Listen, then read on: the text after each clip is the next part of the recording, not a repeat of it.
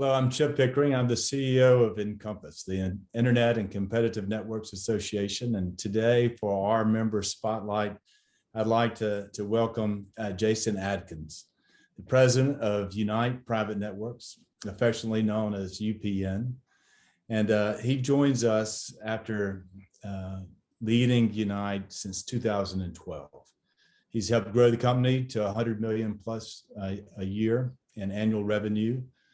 And his company has 8,500 fiber route miles and 6,000 on-net buildings. For nearly 25 years, Jason has been part of the management teams of several early stage communication companies, backed by private equity and investors.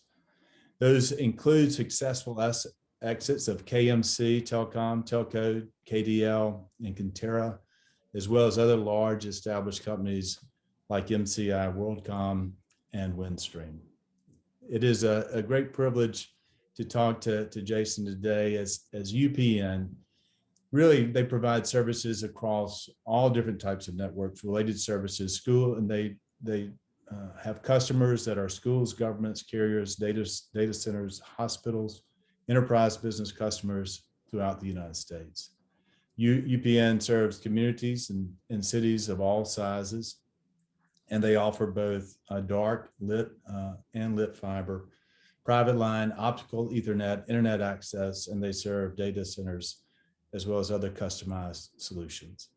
So Jason, thank you for being with us today, your background over all these years. And as we kind of get to this really transformational golden age moment for the fiber industry and for the rest of our members who are deploying new networks and new services, tell us a little bit more about UPN, where your focus is today, and what your priorities are. Well, first of all, Chip, thanks for having me and giving us a chance to talk about something that we're obviously passionate about, of spreading broadband throughout the country, and telling a little bit about the history of UPN and some of the challenges that we all face in the industry today. UPN specifically, we focus mostly in the Midwest, kind of middle part of the country. We go over into the New Mexico area with Albuquerque and come back across some of our major markets are Denver, most of the states of Nebraska and Iowa. We're down into Kansas City. We have a major presence in Texas and in Dallas, as well as some smaller communities like Lubbock and Midland, Killeen. We're down in San Antonio.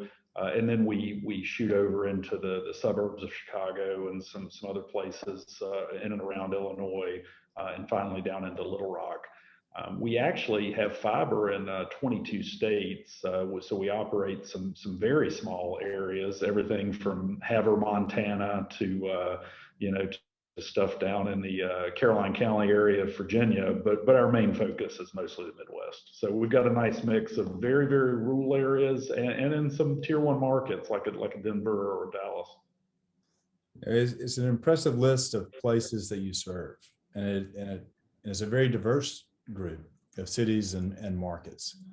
Tell us what you've learned through the pandemic and through COVID, and some of the ways that UPN has met the needs from rural America and small communities to the mid-sized towns that you mentioned and to the large cities. Your customer base really does represent all the diversity of whether schools, hospitals, government, enterprise.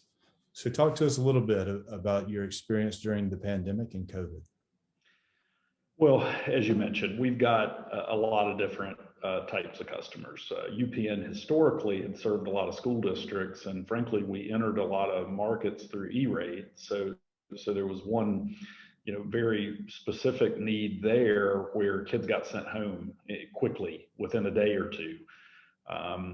We had been talking about COVID, and I looked back in my email, really early January was the first time I think I sent an email about it. We were kind of watching it, and I said, hey, maybe we should start, and at that time it was more around equipment availability, because, parts and components of fiber and electronics come from overseas. And we said maybe we should get a little bit more inventory in stock, be able to serve customers. We don't want a supply chain disruption.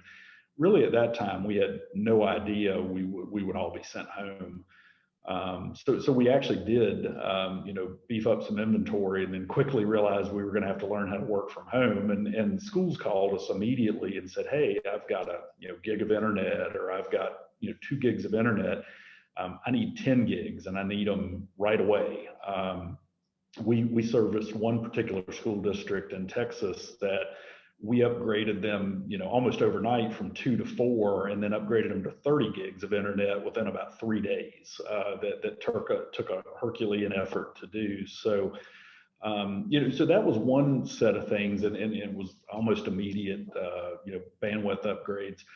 Then you had the more traditional enterprise customers who, and really carrier customers too, because they were serving their enterprise customers that again, needed out of the box solutions. How fast can you build diverse fiber somewhere? What can you do? I mean, when the pandemic hit in March, it was just a huge month. And we kept expecting to see a pullback through the year, but people realized how mission critical, diverse, highly scalable fiber communications is. And we kept getting, and we had such good relationships with customers, the agent channel, where we had good relationships that already had relationships with their customers. They called on us pretty heavily. We saw some of the large carrier projects pull back a little bit, but those have come back, frankly, like crazy right now, and we're seeing a lot of large, wireless projects and other things. And then, really personally for us, we've always been a pretty flexible company where, people are in the office some days they're not. We're family friendly. If somebody's got a kid's baseball game or something, we've always said, as long as you're getting your work done, we're pretty flexible.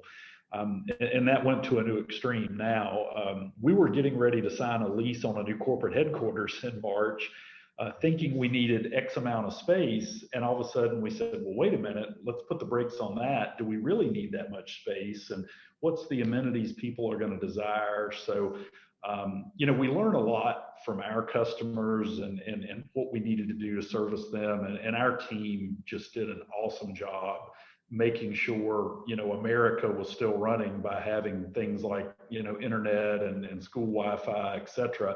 But then just bringing it home personally to us, we learned a lot about our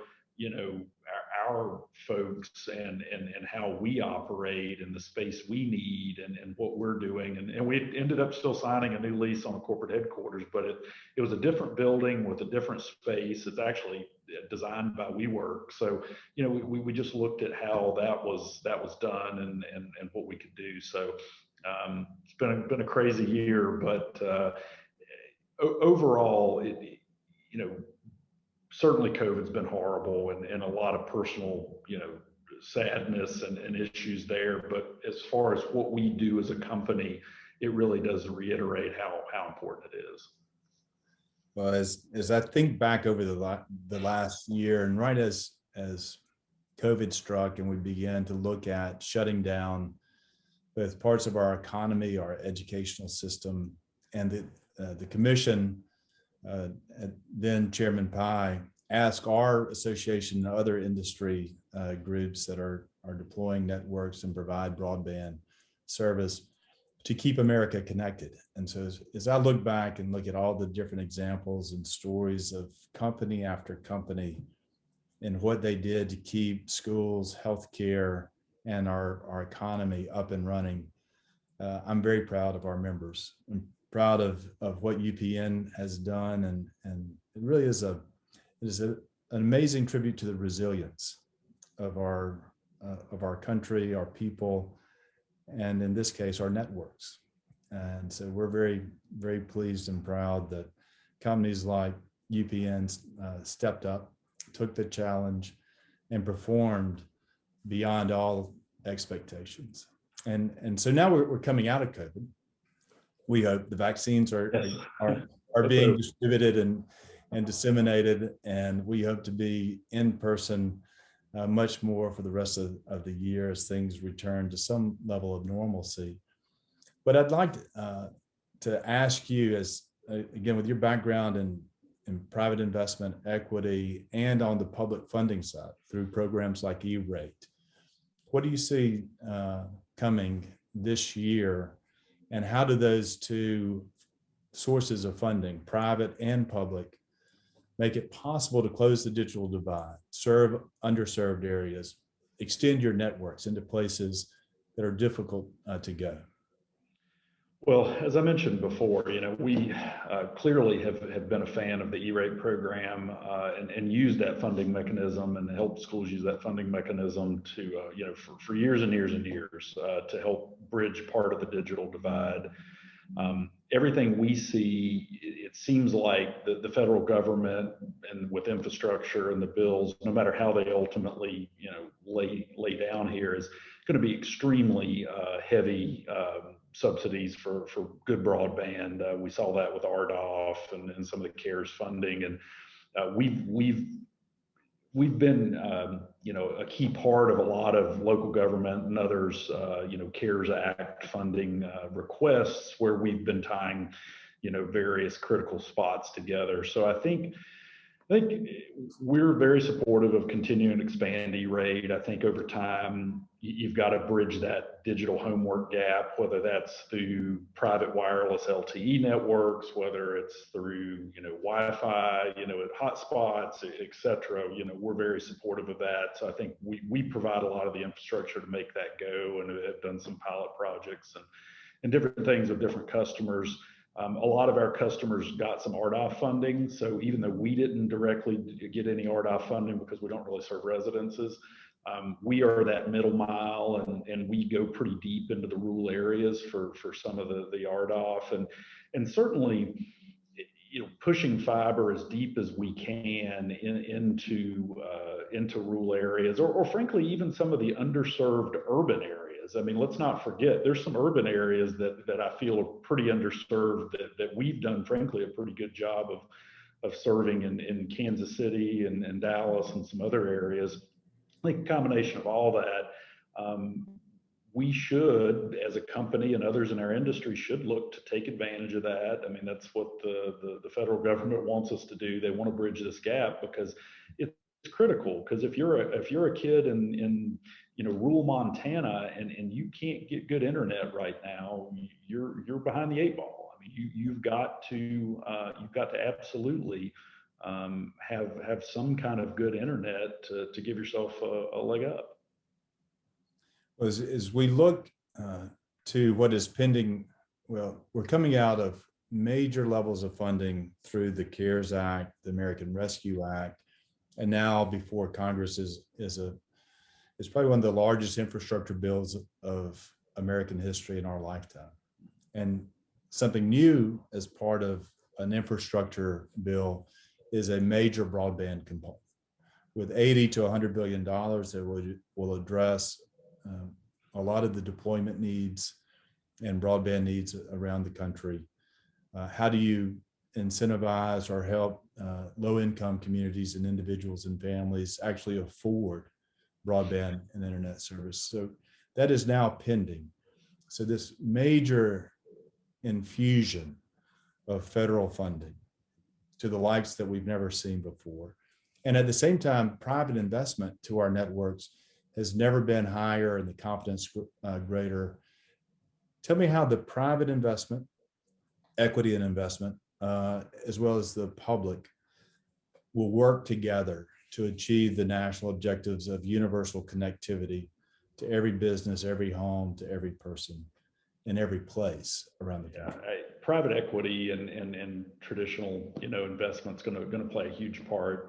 As you mentioned, a lot of my background's been in smaller private equity backed companies, and we obviously talk to a lot of bankers, a lot of investment folks, and there is a renaissance, and I think the investors see the amount of support that the government wants to give this.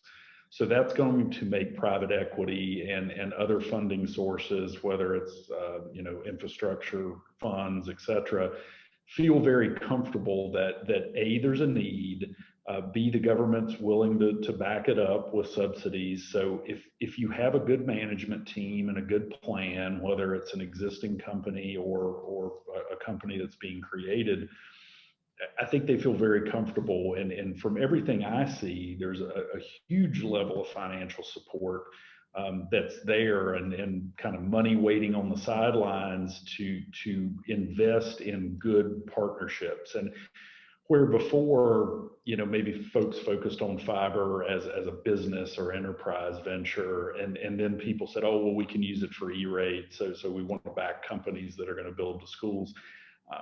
We've seen a lot of companies in the industries that are now, fiber to the home first. They're not even necessarily focusing on business and enterprise that much, or carrier business. Folks have great management teams, or going in plans to build underserved communities, rural communities, tier 2 and 3 communities, and we see a lot of private investment behind that. And everybody we talk to is frankly anxious and looking for ways to invest more money in broadband infrastructure. Everybody knows this is a 20 or 30-year game, and they want to get in the first few innings of it. So you do not see it as a conflict or in competition, the public funding with the private funding. You see it as complementary and reinforcing one of the other. Yeah, I mean, to some extent, I think you have to have good private, equity or traditional funding to even help support the government funding, because it would be a little bit irresponsible to dump a lot of money from the government on maybe companies that aren't as well financially backed or don't have good management teams. And that's what private funding vets out pretty well too. They're only going to put their money behind folks they trust. So yeah, I think they work hand in hand. And again, I feel like it's great to see a lot of government money coming into infrastructure. It's great to see the private investment community continue to support companies like ours.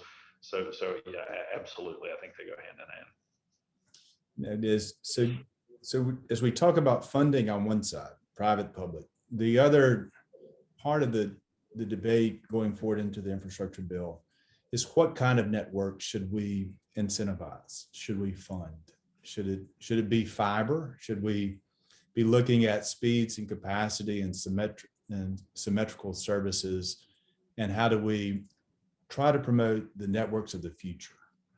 And one thing about INCOMPAS is that we have wireless companies, we have fixed wireless, we have fiber companies, we have a satellite, a major company doing a new satellite deployment. We really have every technology, and we have a small cell, but they all kind of come back with a backbone or connected to a fiber network. The fiber enables all of the other technologies, and we're trying to communicate to the congressional leaders that we support an all of the above approach, that we do want to make great progress on speeds and capacity and build not the past, but the future. Any thoughts on this debate? Should we look to higher speeds and higher capacity and symmetrical service? What's the right balance for the policymakers? I mean, a little bit, it's yes, all the above. Certainly you nailed it. And I'm a little biased because we're a fiber company, although I've worked for wireless companies in the past. So everything has to get back to fiber as soon as it possibly can. I mean, there's laws of physics with wireless that it can only carry so much for so far. So you've got to drive fiber as deep as you possibly can. So yes, fiber first, pushing it as far as you can economically. But let's be clear, there's parts of the country that you're never going to get fiber to the home to. It would be irresponsible to spend millions and millions of dollars to get, fiber to the home to one guy on the side of a mountain somewhere. So big believer in 5G, big believer in, private LTE, CBRS, whatever flavor of wireless you want to use. Big believer in low, Earth orbit satellites. I mean, what Elon Musk's doing and Starlink and Amazon, and some of that's amazing. I mean, some of the latencies and speeds they're getting on some of the satellite stuff is good, but all those technologies around wireless have limitations. You can only put so many people on at so fast of a speed. So versus fiber, if somebody gets fiber to their house or to their business or wherever, I mean, you can almost upgrade speed unlimited. I mean, there's just no upper end of where you can go. I mean, I'll say I'm a Google Fiber customer at my house because UPN doesn't serve residences. And they just came out and said, hey, you're at 1 gig now, you can go to 2 gig, and it'll probably be 10 gig one day soon. So yeah, again, you got to get to fiber as fast as you can. I think from a speed perspective, I'll leave that to the folks that are probably smarter than me, but I think faster is better. But there is a pragmatic respect of if somebody's really out in a rural area, maybe they only can get 50 or 100 megs, and maybe they can only get 25, and that may be as good as it can go. But in the middle of an urban or ex-urban type area, it's table stakes are probably a gig at this point. If you're anywhere within a 40-mile range of Kansas City, it's going to be hard to argue you couldn't get a gig. Well, and I want to transition to, and UPN has been such a great leader in E-rate, and as so many of our member companies have done, is that they win a contract to provide connectivity and service and fiber to a school or university or community college or a library, and then they build from there into the business community, to Main Street, to small businesses or enterprise.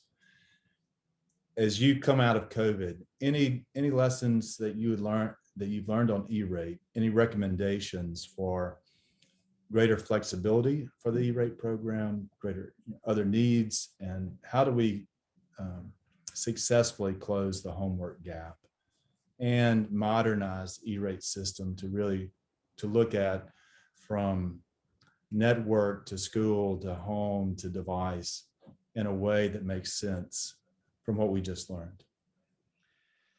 Well, I think overall, for the last 20 plus years of the E-rate program, it's done a pretty good job of transitioning, through the various technological changes. You had T1s to schools, then you had maybe 100 meg service or wireless, and then you had gig fiber, and now you got 10 gig fiber, and now we've got 40 or 100 gig fiber. So and it seems like the commission's done a pretty good job, as well as USAC, of understanding the various idiosyncrasies of what the schools need. The homework gap is going to be and I know Shelby and other, folks, in addition to you guys, are all sitting around trying to figure out how to solve some of this. And it's I think the program has to evolve over time to really figure out how to catch that 20% of students that may not have good internet, or may be at a different household each night or multiple nights of the week, and how you have some kind of mobile device there that covers a district or otherwise, whether that's a business that UPN ultimately gets into or just helps support, underneath, yet to be determined. But it does feel like there's going to have to be a recognition, and I think the commission realizes that, to continue to grow with things and again figure out how that all fits in. I wished I had the exact answer for it. I don't, but I know a lot of the cable companies and various other more incumbent carriers too are working really hard at trying to figure out how to make sure there's affordable broadband at the house. We're partially owned by Cox Communications, so I know Cox has a real initiative for that in their footprint too. So I think all of us working together really makes that happen, and the commission's been real open anytime we've brought ideas up to them about how to get that, because at the end of the day, it's about the kids, it's about getting access to the kids, and I think the funding, it seems like, will be there to do that. So we've all got to kind of pull together and figure out the best way to make that happen. As we think through getting the policies and the funding right, one of the focus areas of INCOMPAS over the last few years is working with the FCC to have best practices, best models, reasonable fees, one touch make ready on poles, dig once, and to try to create at least a national framework and discussion on how, when our member companies are deploying their networks in a city or in a municipality or in a county and across a state, what are some of the barriers and the roadblocks that slow down our company's deployment and really harm the area that needs broadband desperately? So how do we remove those remaining obstacles, speed and streamline deployment, work with cities and municipalities in a collaborative way and in a partnership? What are lessons that you've learned, both good and bad? And can you give us examples and ways that, as we work with Congress, we really want to try to find an incentive-based approach and a cooperative approach with the cities. And maybe they need more resources so that they can have more engineers and technical support to speed the permitting process, not have unreasonable fees, so that our companies can build as fast as possible. Well, yeah, I mean, for us, it all begins and ends with rights of ways and ease of building and partnerships with cities. So, from a local level, a city's going to best know what they need for broadband deployment, what fits in their cities. So it can be hard to apply a one size fits all. So I'm very supportive of local entities or states continuing to make decisions. But I'm also very supportive of having some good framework in making sure they understand what can help them and maybe what's fair, because, and that's where I think the commission and Congress and others come in. It is frustrating for us to be building, a 10-mile run of fiber for somebody, and we may literally cross 15 different municipalities, county, village, different, Texas DOT owns this piece of the right of way, but the city of Dallas owns this piece and somebody else. And it's kind of all the same right of way, but you can or there's a Corps of Engineers permit over here. And I mean, let's be honest, that's what makes our job hard, right? If this was easy, anybody would go do it. So some of that's just, goes with the turf, right? We've got to figure that out. I think where we scratch our heads is we hear about cities wanting broadband, serving underserved populations and various things. And we will run into some cities, and I won't necessarily mention names, but somebody may charge us a dime per foot per year for right of way, which is very fair and no issues paying that at all. And the next city over may be wanting to charge us $3.50 a foot for the same right of way. We've had situations where we've had customers ask us to build in areas that we would love to build in. And these are major cities. These are tier 1, tier 2 cities, where we figured up the right of way fee, and it would be more, we would be paying the city more than we would be getting it, back from the customer. Oh, and by the way, we've got to spend $15 or $20 million to build this network. So it was a hole you just couldn't dig yourself out of. Now, having said that, we've had great partnerships with some cities, and again, our hometown, Kansas City, both the Missouri side and the Kansas side, we've had great working relationships with the cities and counties around here because they actively want more fiber. They have rights of way that we can use. They have public-private partnerships and things where if we're building and can help hook a city building up or et cetera. And these aren't just, for UPN, they've worked with Google, they've worked with other providers to do similar things.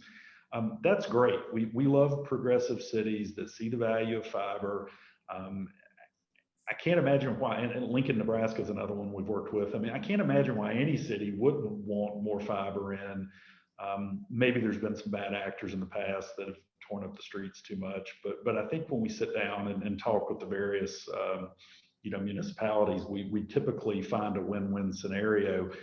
So to the extent that the FCC and Congress and others can, again, not take all the decision making out of the local hands, we don't necessarily advocate that, but we certainly think, again, a fair framework to let providers come in, because there are areas of this country that do not have fiber built in them because the cities are being unreasonable and they're wanting to charge too much for it. And that seems a little crazy to sit here in 2021 and say people don't understand the value of having broadband and fiber there, but it's the truth. And then things like, you can also stretch it into pole attachment agreements, which I know the commission's taken up on, one touch make ready, et cetera. Anything to continue to take assets that are in the public rights of ways. And I know the small cell providers, look at placing small cells in the right way, et cetera. Anything that can help streamline that. It's not unfamiliar to say what the tower industry went through on tower siting and other things years ago. We're facing a similar struggle now sometimes. Well, we're getting close to our time.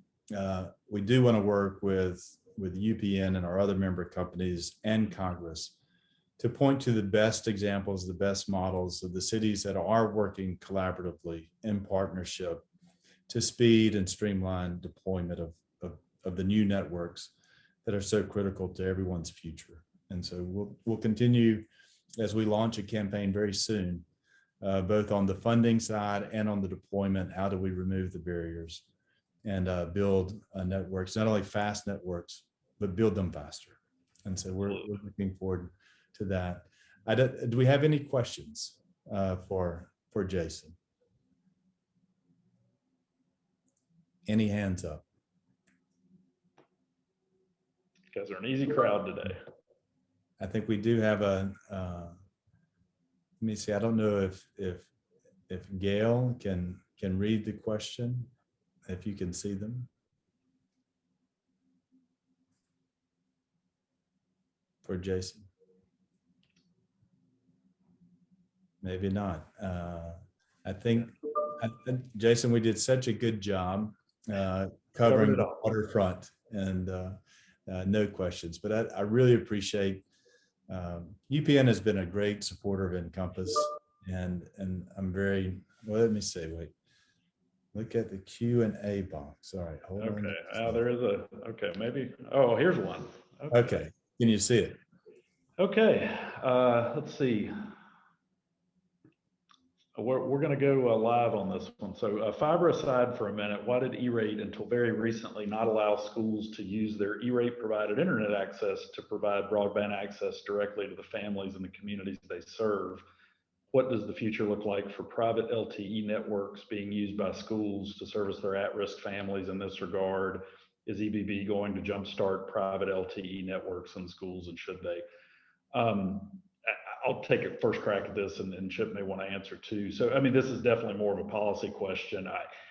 I agree. I mean, I think, again, you heard me mention the commission, continues to evolve. Some of this was regulatory, right? The Telecom Act and some other laws just frankly wouldn't allow it. So I think they had some rules and frameworks they were working inside of.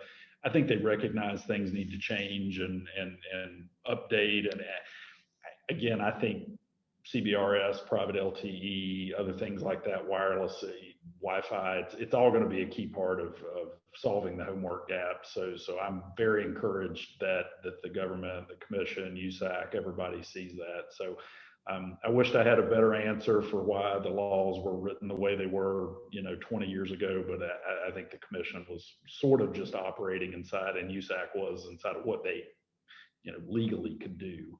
But that's my take on it, Chip, if you've got any other. Well, I'll accept some of the blame and responsibility for how the law was written. But I do want to commend the commission. They during COVID, they relaxed a lot of the rules and the regulations. They looked for ways to create greater flexibility in the E-rate program. I think that will only continue as we go forward. And the legislation now pending before Congress will also make closing the homework gap and E-rate a high priority, both on the funding side and on the flexibility side, and the affordability and adaption. So I'm looking forward. I do think that this is going to be a year, maybe 2 years, of some of the most transformational public policy as it relates to networks, infrastructure, broadband, connectivity, and we hope in a way that promotes competition across all those networks. Yeah. And I think some of the EBB may be outside of the traditional E-rate framework, so that may help free some things up too. So that may help. Yeah, it will complement. So we've got one other question here, looks like. Pull it up.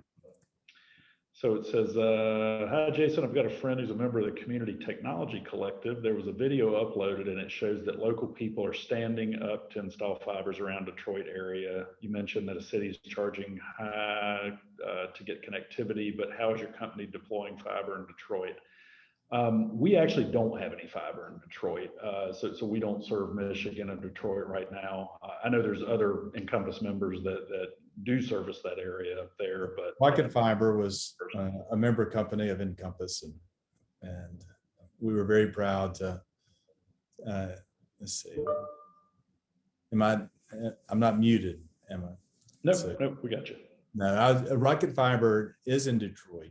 They've done an amazing job of really as a competitor in the Detroit market, really shook things up. And so we hope that continues. Everstream acquired Rocket Fiber, another great company that we talked to, and they come to our show. And so we hope that this new entrant will continue in Detroit, helping the revitalization of a great American city. Any other questions? Looks like we may have one more. Okay, it says, is this a solution that could be used additionally to connect a city that only has one provider? The city has a large rural area with poor connectivity. How would servicing the area be accomplished?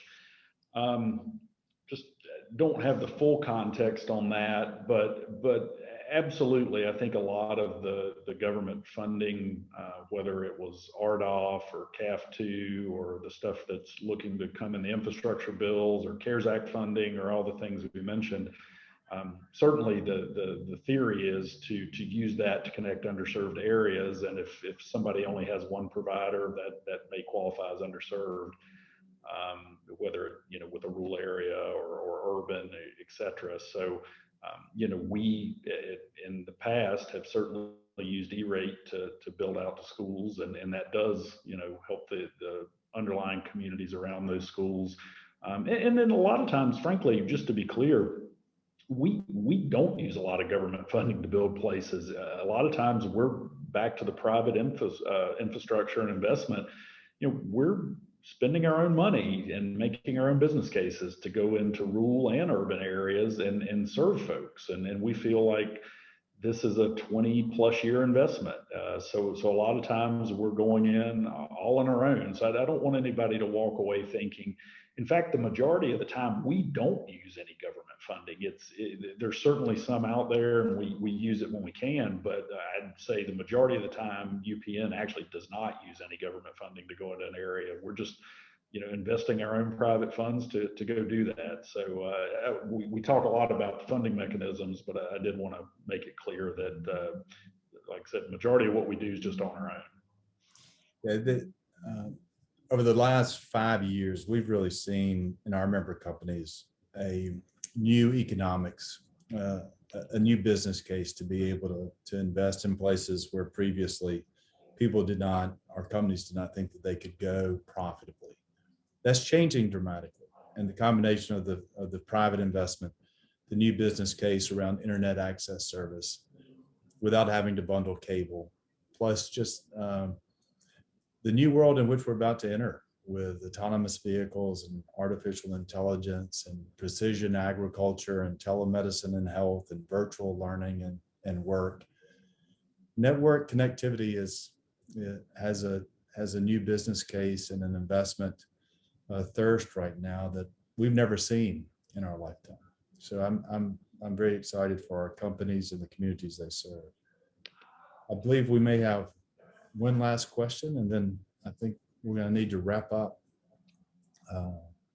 Or was that the last question? I think that's the last one I see, Chip. Well, good. Hey, I really appreciate everything that UPN, Jason, everything that you do in support of Encompass.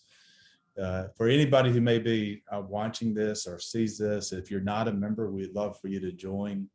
We'd love for you to come to our show in Las Vegas, we hope and believe, in person at the Cosmopolitan, October 25th through the 27th, and to join our cause as we advocate before Congress on how do we get the funding right, how do we extend our networks, how do we promote competition, and how do we win the future for the country and the companies and the communities and the consumers that we serve.